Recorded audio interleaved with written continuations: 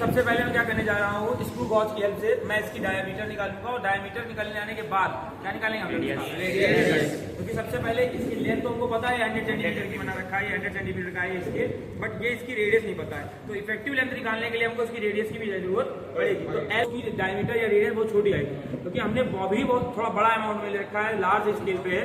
तो क्या होगा, इसकी जो डायमीटर आएगी वो एक ठीक ठाक वैल्यू आएगी। तो मैं देख पा रहा हूँ कि ये कितनी आ रहा है। क्या निकालना पड़ेगा, डायमीटर पहले आप निकाल लीजिएगा। डायमीटर एक दफा आप जब निकाल पाओगे, जो कि मैं पहले वर्किंग कैलिपर्स के लेक्चर में बता चुका हूँ आपको, इसके जस्ट बाद डायमीटर निकलेगी, रेडियस निकाल लोगे उसका आधा करके, और उसके बाद जो एल इसकी लेंथ है, लेंथ में इसको ऐड ऑन कर देंगे तो इफेक्टिव लेंथ हमको पता चल जाएगी। स्क्वायर के बीच कर्व प्लॉट करना होगा, मतलब लेंथ इस थ्रेड की एक कुछ लेंथ होती है। अब देख लीजिए ये स्टैंड है आपके पास, ठीक है, पूरा सा स्टैंड है। स्टैंड और भी हमारे पास उधर साइड में रखे हुए हैं, ठीक है, आप वहाँ पे देख सकते हो, ठीक है। अब मैं बात करूँ, इधर देखिए ये थ्रेड है, यहाँ पे देखिए स्केल लगी हुई है, सही बच्चे ध्यान से देखिएगा, इधर वाले एक स्केलिंग लगी हुई है, ये स्केल 100 सेंटीमीटर का है, ठीक है। और ऐसे ही वायर भी अपने पास में है जो 100, तो नीचे बॉटम में देखो 100 बना होगा, यहाँ से 0 से लेके 100 इधर साइड में भी मेंशन है, और फिर नीचे से ऊपर की ओर 100 मेंशन है, ठीक है। ये बात आपको बात समझनी है। दूसरी बात, जब इतनी बात आप समझ जाओगे कि ये भाई इसमें एक स्टैंड लेना है, 1 मीटर लगा, 1 मीटर की क्या स्केल लगी हुई है, एक थ्रेड ले लीजिए। थ्रेड आप देख रहे हो ये ऊपर यहाँ पे सबटेंड है।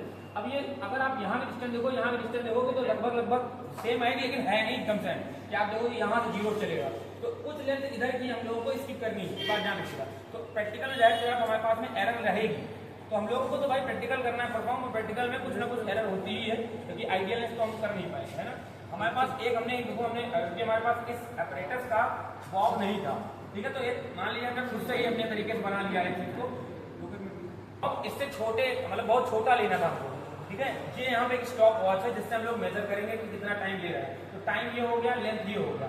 लेंथ और टाइम के बीच में ग्राफ प्लॉट करना, और एक लेंथ और टाइम स्क्वायर, टाइम जो निकालेंगे इसके थ्रू उसके स्क्वायर के बीच ग्राफ प्लॉट करना है, ठीक है। थोड़ा पास से मैं तो आवाज नहीं सुनी है, कैमरामैन याद हमको इस बॉब की कहीं ना कहीं हमको डायमीटर या रेडियस की जानकारी होनी जरूरी है, जो आपने इस वर्नियर कैलिपर्स के थ्रू निकाला। तो वर्नियर कैलिपर्स उसकी जॉ को यहाँ फंसा देते तो हम लोग रीडिंग निकाल लेते थे।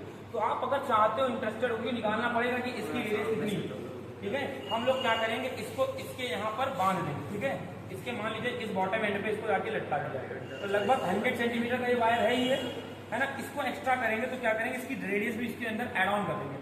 बट आप सोचिएगा अगर इसकी रेडियस लेंगे तो जाहिर सी बात है इस पूरी लेंथ के कंपैरेटिवली थोड़ा बहुत ठीक ठाक वैल्यू आ जाएगी। बट अगर ये बहुत छोटा होता, ठीक है, और तब हम इसकी रेडियस ले रहे होते, तो आपको नहीं लगता है कि इसकी रेडियस लेंथ के कंपैरेटिव बहुत छोटी आ रही होगी, बहुत छोटी आ रही होगी ना। तो आप उसको 100 सेंटीमीटर में अगर आप रीडिंग निकाल रहे हो, तो मैं ओरल आपको बताऊंगा, तो ओरल निकालते हो मतलब बोलते हो तो आप 100 सेंटीमीटर की ही रीडिंग लेकर के प्रैक्टिकल को परफॉर्म कर सकते हो, ठीक है।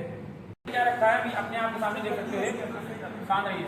देखिए ये 100 सेंटीमीटर का एक लेंथ हम लोगों ने वायर ले रखा है और बॉब लगा रखा है। बॉब की हमें डायमीटर, इसकी रेडियस और डायमीटर हमको निकालना ही पड़ेगा वर्नियर कैलिपर्स की हेल्प से, ठीक है। आपने इस पे यहाँ पे इसको सब्जेक्ट करके पहले लगा रखा है। अब देखिए क्या होना क्या है, पहले बच्चे बात को ध्यान समझेंगे। स्टॉप वॉच हमारे पास होगा। अब पहले कुछ चीजों को हमको जानने की जरूरत है कि टाइम पीरियड क्या होता है, ठीक है, या फ्रीक्वेंसी क्या है, या ऑसिलेशंस क्या होते हैं। अब आप सोचिएगा मेरी बात, जब मैं इसको यहाँ से मैं इसको यहाँ से, देखिए सभी बच्चे ध्यान, सभी लोग साइलेंट। अब आप देखिए क्या करना है, मुझे एक बात तो ध्यान रखना है कि मुझे ऐसे करके रॉड को, वायर को नहीं लाना है ना, ऐसे करके लाना है। मुझे एकदम जैसा था यहाँ पे, ये बस इसको यहाँ से सीधा ऐसे ले आना है, ठीक है। ये बात याद रखो। इसके बाद अभी मैं सिर्फ बता रहा हूँ कि रीडिंग लेना नहीं सिखा रहा हूँ, बता रहा हूँ होगा जैसे जब आप जहाँ से भी इसको ड्रॉप, आपको धकेलना नहीं है, ये बात और ध्यान रखिएगा, धक्का नहीं देना इसको पकड़ते हुए। यहाँ से आप लाए और सिंपली इसको छोड़ देंगे, ये बात समझ लो। सिंपली इसको छोड़ दोगे, एक बार वहां गया, ये देखिए, फिर वापस आया तो एक ऑसिलेशन हो गया, देखना मेरी बात। जहां से गया फिर वापस आ गया अपनी इनिशियल पोजीशन पे, इसे क्या बोले बच्चे यहाँ से कंप्लीट करते हैं। मतलब मान लो इसको सेंटर से लेकर गए थे, देखो ये गए, अब देखिए यहाँ से गया ये पूरा हो गया, सेंटर से सेंटर वाला करो। तो आपको मैं यही बताऊंगा, यहाँ से मेजर करना है, यहाँ से क्या आएगा, जब मैंने छोड़ दिया, ड्रॉप कर दिया, एक, फिर अभी आएगा तो अब इसमें बीच में हाथ नहीं लगाना, वरना इसके अंदर एरर आएगी, आपकी रीडिंग या टाइम पीरियड वेरिएशन करने लग जाएगा, ठीक है। एक तो बात जैसे मैंने यहाँ पे छोड़ूंगा, खींचना नहीं है, आप सिर्फ पकड़ लेना, होल्ड करना, अभी सीधा हो नहीं हो। अब ना देखिए स्टॉप वॉच आपके पास में, मैं जब इसको ऑन कर देता हूँ ऊपर की ओर और इसको ओपन कर दूंगा, स्टार्ट हो गई है। कोई लड़का का चाहे मोबाइल में है या आपके पास क्या बोलते हैं इस वाले में है, क्योंकि आप सभी लोग वॉच लाते हो, डिजिटल वाली वॉच आ जाती है उसके पास, उसमें भी देखोगे स्टॉप वॉच लग जाता है, तो आप उससे टाइमिंग मेंशन करते रहोगे। अब जैसे मान लो इसको मैंने यहाँ पर करके 0 कर दिया, ठीक है, अब इसको मैं 0 कर दे रहा हूँ, दिया है 0, अब ये 60 मतलब 0 पे है और पूरे यहाँ पे 0, ये सेकंड्स हैं, सारे सेकंड चलेंगे, ठीक है, सारे सेकंड्स में रीडिंग होगी इसके अंदर। आप चाहते हो आपके पास में स्टॉप वॉच है, उससे भी कर सकते हो, उससे और परफेक्ट रीडिंग आएगी। अब मैं जैसे ही बच्चे को कहूँगा, अभी बात समझिएगा, जैसे इससे कहा जाएगा इसको ड्रॉप करने दो, ये लड़का जैसे ड्रॉप करेगा, तो ड्रॉप को जैसे ये लेकर के यहाँ से आप छोड़ोगे, आपको अपने तरफ से फोर्स नहीं लगाना है, ये ड्रॉप हो गया है। और देखिए मैं ऐसे खड़ा हूँ, मेरे भी कहीं चोट नहीं लग रही है, ठीक है। अभी एक और आपको दिखाता हूँ, नहीं कभी नहीं लगेगा, जहाँ से फ्री फॉल कराना मैंने, यहाँ से भी अगर इसको मैं देखो अभी चिन पे लगा के थोड़ा सा इससे लगे ना, मैंने यहाँ से अगर छोड़ दिया तो देखिए जब वापस आएगा तो देखिए वहीं कर आएगा, उससे मेरे चिन पे लगेगा नहीं, चिन के नीचे छोड़ा तो चिन की जगह वहीं पे आएगा, ठीक है। वॉच है, मैं इसको पीछे की ओर लूंगा और यहाँ से बस इसको ऊपर की ओर ऑन कर देना है, और आपको टाइमिंग देखना है। मैं 10 ऑसिलेशन देखूंगा, कितने ऑसिलेशन देखूंगा? 10 का मतलब समझ रहे हो, ये यहाँ से आएगा, ठीक है, एक बार वहां जाएगा, फिर आएगा तो एक ऑसिलेशन कंप्लीट होगा, और ऐसे 10 देखना है, और यहाँ कितना टाइमिंग चल रहा है ये ध्यान रखना है। एक बार ध्यान रखना, जैसे मैं 1 2 3 बोलूंगा, 3 पे आपको ऊपर की ओर कर देना, मैं 3 पे छोड़ूंगा, ठीक है, देखिएगा सभी लोग, और मैं उम्मीद करता हूँ कोई एरर नहीं होनी चाहिए, ठीक है। 1 2 3, 1 2 3 4 5 6 7 8 9 and 10। जाओ, देखिए इसमें देखा आपने 20-20 सेकंड मेंशन हो गया रीडिंग, ठीक है। तो 20 सेकंड में लाइए एक रीडिंग लिया, तो मान लीजिए अभी मैं तुमसे बता दे रहा हूँ, एक रफ लाइए उस चीज को, ठीक है। आपने जैसे एक टाइम, एक इधर लिखा होगा टाइम और इधर लिखा होगा लेंथ, तो लेंथ आपकी तो फिक्स हो चुकी होगी, लेंथ तो आपकी फिक्स हो चुकी है 100 मान लेता हूँ, मैंने कम रखे 20 सेकंड, ठीक है। ऐसे पहले तो सारी बार रीडिंग निकालू, तो मतलब अभी जैसे मैंने एक बार निकाल दिया है, और देखिए अभी इसको मैं फिर से 0 करूंगा, क्या कर दूंगा, इसको मैं चाहूंगा कि ये 0 हो जाए, पीछे क्यों ले जाऊंगा 0, जब इसमें रीडिंग हो जाएगी 0 हो जाने के बाद, अभी क्योंकि मैंने यहाँ से किया था ना, अब कोई लड़के को और मन हुआ कि यहाँ से करेंगे, बार बार मुझे वेरिएशन करके देखना है ना भाई, इसकी डिस्टेंस बदल के देखना है कि एक बार यहाँ से करके देख लिया, किसी बच्चे ने क्या किया, यहाँ से स्टार्ट कर दिया, अभी रुक जाइए, फिर से किसी ने ट्रीडिंग करना स्टार्ट किया, अब देखिए 1, ठीक है, फिर आएगा 2, ऐसे ही 3, और बार बार मैं इस रीडिंग निकालूंगा, जैसे अभी स्टॉप वॉच में 20 सेकंड निकाला था, वैसे फिर कोई रीडिंग आएगी, फिर वही टाइम, मतलब ऑसिलेशन हमको कितने लेने हैं, ऑसिलेशन तो 10 ही लेने हैं, ठीक है, लेकिन यहाँ टाइम पीरियड अलग आएगा, ठीक है। फिर ऑसिलेशन लेंगे, फिर क्या करेंगे, अब की बार वाले में डिस्टेंस थोड़ा यहाँ कर दिया है, पहले यहाँ पे था, है ना, अब और कुछ किसी मन में हुआ तो ये ध्यान रखना, ये लचीला ऐसे मत छोड़ना, नक्शन नहीं होगा, ये थोड़ा सा टाइट रहेगा, मतलब स्ट्रेट रहेगा, बस इतना स्ट्रेट करने के बाद जहाँ पे था वहीं से मैंने इसको क्या कर दिया, ड्रॉप कर दिया, ये बात समझ रहे हो।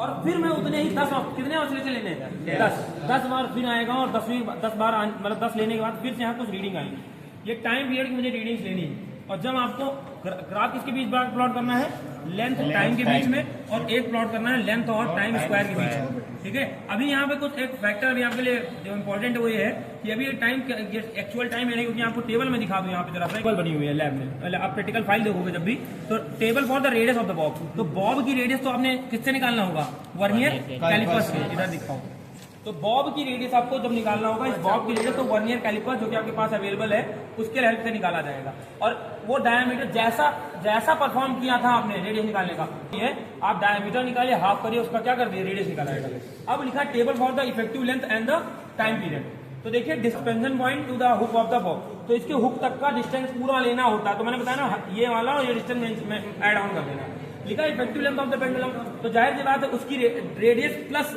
लेंथ को आपने ऐड ऑन किया है, तो ये इसकी लेंथ थी, लेंथ ऑफ द वायर या लेंथ ऑफ द थ्रेड, फिर इसकी रेडियस दोनों को ऐड ऑन कर रखा है, तो यहाँ पे मेंशन किया गया है। इसके बाद लिखा है time for the 50।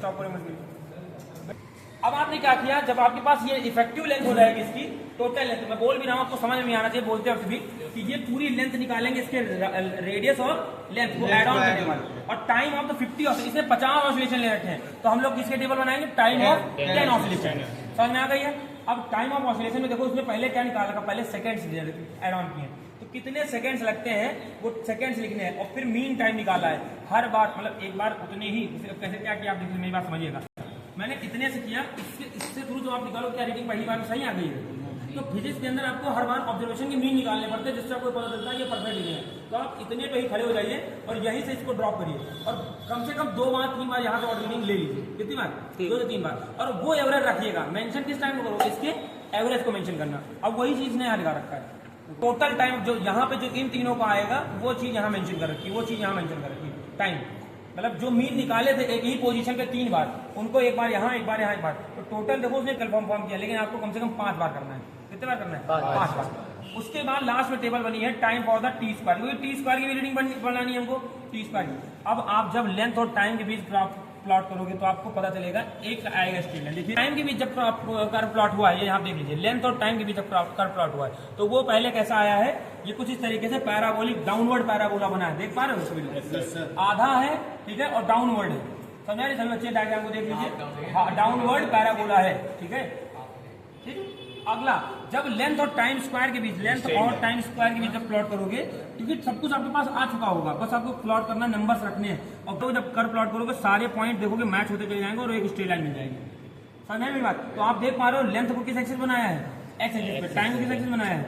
Y axis. Similarly यहाँ पे देखोगे इफेक्टिव लेंथ लिखा है, ध्यान रखिएगा इफेक्टिव लेंथ लिखना है। Length of the wire plus length of the radius of the total length लिखनी है आपको जब आप ग्राफ प्लॉट करोगे। समझ आ रही? तो कुछ इस तरीके से आपके देखो कर्व दोनों बन जाएगा।